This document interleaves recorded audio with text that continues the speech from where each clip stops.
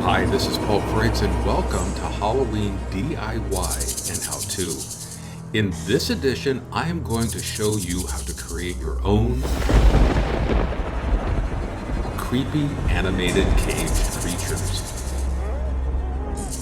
These moving and shaking creations would be a great addition to your Halloween display or haunt.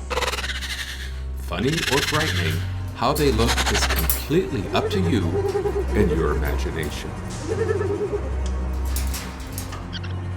How is it done? Well, I'm going to show you how, so let's get started.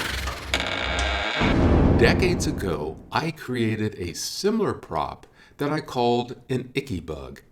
Made from bits and pieces that I found in my dad's garage, I animated it by a central motor that moved several other objects on this witch's bookcase. That spooky bookcase occupied my parents' front porch for many Halloweens. My inspiration for the icky bug came years before that from one of my favorite childhood toys, the Mini Dragons Thingmaker set. Those molds, which I still have today, allowed you to make arms, legs, claws, wings, heads, eyes, and bodies that you could mix and match in different combinations, creating endless possibilities for all kinds of different-looking creatures. Now that you know the backstory, here are some of the items that you will need to build this prop. The cage creatures are animated by these battery-operated electronic motion cat toys that spin and stop at random intervals. You will need one for each creature that you intend to build. These are the two brands that I found work best for this prop. You will also need clear plastic snack cups, one for each cat toy. They should measure approximately 3 inches wide at the mouth, 2 inches wide at the base, and around 2 1/4 inches tall. Small pet or bird cages, many types and sizes will work, but they should be no smaller than 6 inches by 6 inches. Foam double stick mounting tape and black electrical tape. A copper mechanical lug with these size specifications. You can find them in the electrical section of your hardware store. You will need one for each cat toy. Self-stick foam cabinet bumpers, no larger than 1/4 inch in diameter. Suction cup hooks, the type with wire hooks, and superglue. Large-headed galvanized nails, from 3/4 of an inch up to 1 1/4 inches in length. To hang the creature, a screw eye and a small plastic or wooden disc. Then all your different parts and pieces to create your creatures. The more they wiggle and move, the better. You can use everything from feathers to fur or even small stuffed animals. Plastic eyes, rubbery bugs, air-filled squishy or puffer balls, hand and finger puppets, and even fake fishing bait. These are just some of the items that you can use. In addition, a variety of different fasteners, glues, wires, paints, and magic markers will come in handy. After installing the batteries, according to the manufacturer's instructions, test the toy by pressing the on-off button. Keep in mind that both brands have an automatic shut-off after 10 to 15 minutes. A foam cabinet bumper placed over the button may help you more easily find it when resetting the toy. Now the cat toy needs to be modified a bit, so let's do that next. Both of the brands that I used have the same style of rotating feather wand that screws onto the rotating shaft of the toy. Using wire snips, cut off the wand portion from the screw-on cap. Don't discard the feathers, you may want to use them when creating your creature. To create the creature's movement, we need an offset weight. This is where the copper mechanical lug comes into play. The hole in the lug should be approximately 1/4 inch in diameter, while the rotating stem of the cat toy is approximately the same. That hole should fit over the stem and past the screw threads. If it is a bit tight, and since copper is a soft metal, you can open the hole a bit using a rasp or tapered tool to make it a bit larger. Fit the lug all the way over the toy stem and screw the cap onto it, locking the lug onto the cat toy. If the cap does not fit as snug as it should, place a small drop of glue onto the threads before screwing the cap on. Test it by turning on the cat toy and see how the offset weight of the lug makes the toy shake and wobble in random intervals. Next, to protect the rotating lug from anything getting in its way, turn off the toy and place an inverted snack cup over it. You may need to add some of the foam double stick tape around the cat toy if the cup sits down too far. Looking through the clear cup, make sure that the lug and cap can rotate freely inside the cup. If the cup is hitting the top of the cap, you can cut the cap a bit shorter. Once you have the cup perfectly positioned, use electrical tape to secure the cup to the toy. Since the electrical tape stretches, it is easier to use on the curved, rounded surfaces of the cat toy and cup, ensuring a strong hold. When done, it should look and function like this. With the cat toy now modified, let's look at 6 completely different ways that it can be transformed. Since your materials will most likely not be the same as mine, these aren't so much step-by-step instructions as they are design and assembly ideas to guide you. Let your imagination run wild. Much like the Mini Dragons ThingMaker set, how you mix and match your parts and pieces and how you choose to assemble them will result in countless possibilities of strikingly different creatures in both style and size. This first creature is the simplest to create using a modified cat toy and only a few other items. First, using a pliers, bend the wire hook of the suction cup hook upwards so that it is perpendicular to the suction cup's base. A drop or two of super glue is all you need to secure it to the toy's bottom. Always make sure that you do not obstruct the access to the batteries or the on-off button. Once the glue is dried, it should look and hang like this. I used a soft, pliable faux fur material that drapes and flows easily. Cut a 16 to 18 inch diameter circle out of it, then from the reverse side of the material, push the open end of the hanging hook through the center of the circular piece of material. When you hang it, the soft, furry material should hang evenly over the toy, like this. You can now glue on and attach the plastic details. If you're using the stuffed animal eyes, once the attachment ring is placed, cut off the excess stem of the eyes so that they will lie flat. Keep it simple or further embellish it. I'm swapping out the eyes for these that I found on a Halloween headband. I'm also adding some of this string fringe. By having some of it lie on the floor of the cage, it will give the impression of legs and feet. For this next creature, I will be using the round cat toy. I position and secure the plastic cup in the same way as mentioned before. Once the cup is in place and tested, paint the clear cup with flat black spray paint. Always make sure that you have easy access to the on-off button and to the batteries. I am using this rubbery, stretchy spider hand puppet, except upside down. After attaching the plastic eyes to it, I fit the cat toy right side up into the underside of the spider puppet.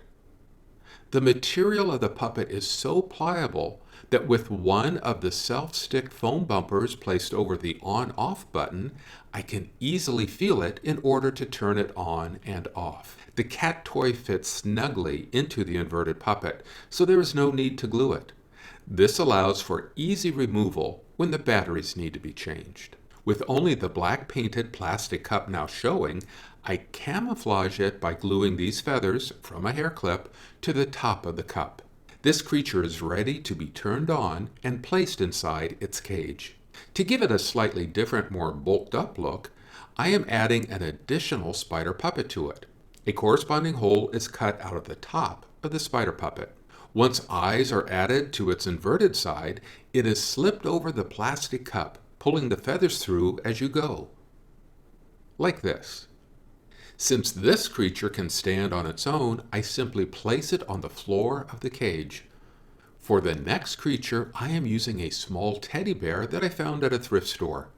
It looked to be about the right size to house the modified cat toy. I carefully cut open the back of the bear and removed the stuffing from the body and head, leaving it in the arms, legs, and muzzle.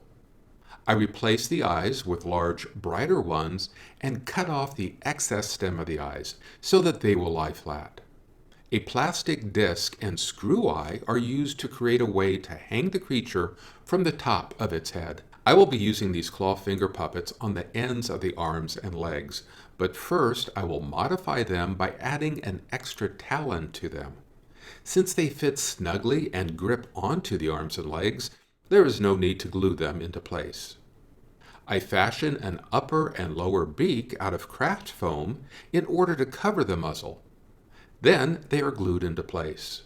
Once the modified cat toy is placed inside the stuffed animal with the on-off button facing out, a brown pipe cleaner wire is used to partially close the back of the bear. This secures the modified cat toy inside the stuffed animal's body.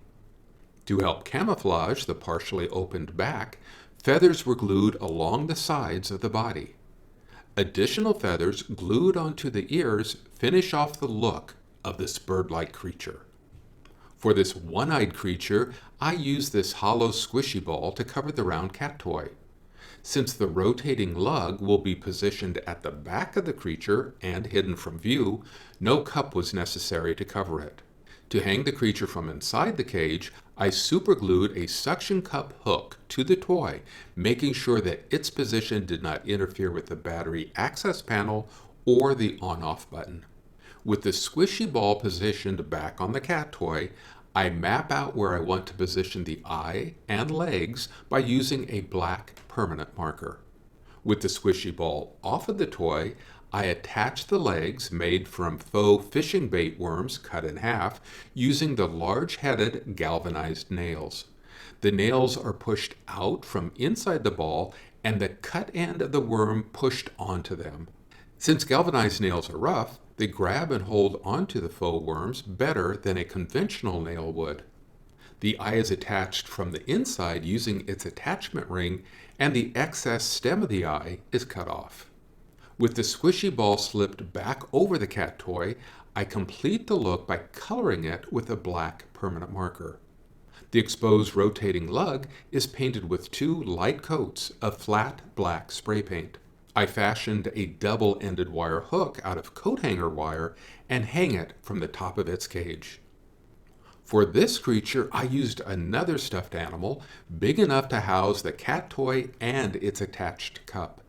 To hang it, once again, I'm using a plastic disc placed inside the animal's head, then screwing an eye hook into it. The tail and ears are cut off and saved to be used later. To attach the legs and feet, made from faux fishing bait, I used the same method of the large-headed galvanized nails pushed through the fabric from the inside and then pushing the bait pieces onto the sharp ends of the nails. The head is fashioned out of a modified shark hand puppet. I modified it by removing excess material, adding craft eyes, and pushing in the snout. The snout is then wired into place. A very small slit is cut at the top of the head to eventually accommodate the eye hook. The modified cat toy is placed inside the animal's body with the on-off button facing out. Then the back is closed using a safety pin. The shark head is placed over the stuffed animal's head, and the eye hook is pushed through the small slit at the top. The opening in the back of the head is partially closed with a safety pin. The obvious eye hook is hidden by gluing the tail material in front of it, while the 2 rabbit ears were added above the legs to create the upper part of the legs. This final creature was created using yet another hollow air-filled squishy ball. This one was large enough to cover both the cat toy and its protective cup. A small slit cut along the side of the ball allowed me to insert the modified cat toy. I carefully position it to make sure that the on-off button is visible and easily accessible. To hang the creature in its cage, I again use a plastic disc and eye hook. The disc was placed between the cat toy and the squishy ball at the very top, where the material was the thickest. A dragon hand puppet was used for its head. I modified it by removing the lower jaw, as well as some of the material from behind the horns. As with the shark puppet, I pushed in the snout to both decrease the head's size and to alter its look. Since the modified dragon head fit nicely on top of the body, it will eventually be held into place by pushing a wire hanging hook through the top of the head and then hooking it onto the eye hook. The head's color was changed by using a black permanent marker, and its appearance further altered by adding large craft eyes over the existing smaller painted ones. Like with the head, the body was colored by using a black marker, while the wiggly hairs were colored by using two very light coats of flat black spray paint, the type specifically formulated for plastic. This little creature's legs were attached using the large-headed galvanized nails, pushed through the ball from the inside and then through the upper part of each leg. The wire hanging hook, colored by a black permanent marker, was carefully measured to allow the feet of the creature to lightly sit on the cage's floor. The resulting effect is that when the cat toy moves, the feet seem to dance around on the cage floor. Here is one last tip. When looking for cages, keep in mind that some that I used were actually home decor items that just needed their filigree removed. Others were made to hold candles, while this one was a metal plant stand that I modified. Then it was turned upside down and given a round wooden base. Whatever you use as a cage, remember that most of these creatures will hang from inside of it, so you may need to install a metal hanging rod or hook centered at the inside top of the cage. It's time to dim the lights and have our animated creepy creatures put on a show.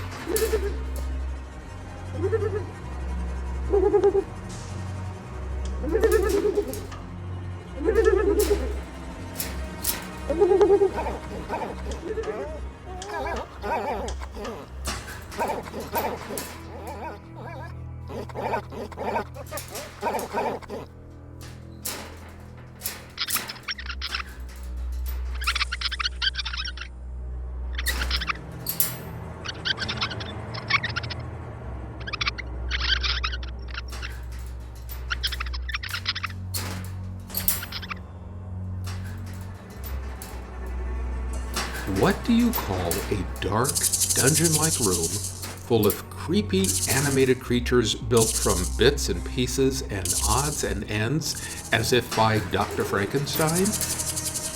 Well, I call it frightful fun. This is a creative project for the whole family, not to mention a perfect prop for family-friendly Halloween. So be safe, have fun, and happy Halloween.